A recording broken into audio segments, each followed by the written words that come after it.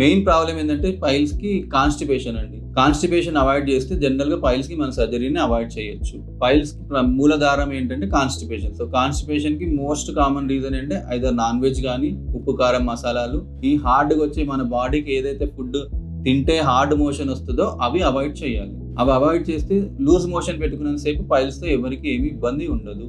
తర్వాత treatment wise కూడా మనం జనరల్ గా ఆపరేషన్ అయిపోయిన తర్వాత ఏం చేయాలి అంటే సిట్స్ బాత్ అని ఉంటుంది. సిట్స్ బాత్ అంటే ఏంటంటే ఒక టబ్ లో గోరువెచ్చని నీళ్ళలో మందేసుకొని అది ఎక్కడైతే ఆపరేషన్ అయిన పార్ట్ తరిచేటట్టు 10 నిమిషాలు కూర్చోవాలి. మోషన్ వెళ్ళొచ్చాక కూర్చోవాలి. అలా రోజుకి 3 పూటలు చేస్తే పుండుకి ఏంటంటే మనం డ్రెస్సింగ్ చేయలేం కాబట్టి పైల్స్ కి సిట్స్ బాత్ మెయిన్ ట్రీట్మెంట్. దాంతోపాటు యాంటీబయాటిక్స్ అవి ఉంటాయి. ప్లస్ మనం స్టూల్ సాఫ్ట్నర్స్ ఇస్తాం. అంటే మోషన్ ఫ్రీ ఇవ్వడానికి కంపల్సరీ ఒక 1 మంత్ వరకు అది వాడుతూ ఉంటే ఏంటంటే మళ్ళీ రక్తం రావడం కానీ, మనం వేసే కుట్లు కానీ అవేమి ఊడిపోకుండా జాగ్రత్తలు తీసుకుంటే సరిపోతుంది.